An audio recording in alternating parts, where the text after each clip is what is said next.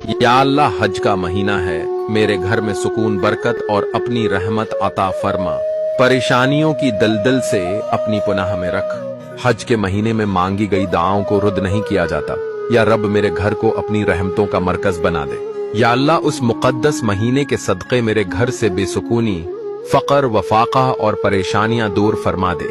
या अल्लाह, जिस तरह हाजी तेरे घर का तवाफ करके पाक हो जाते हैं, वैसे ही मेरे दिल और घर को भी सुकून आता फरमा दे।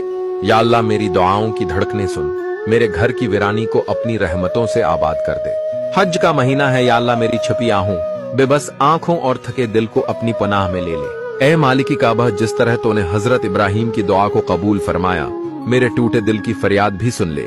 इस हज के महीने में ए अल्लाह, मुझे और मेरे घर को दुखों से आजाद फरमा दे और अपनी रजा के साए में ले ले। या रब, हज का महीना आया है, मेरी जिंदगी के मैदानी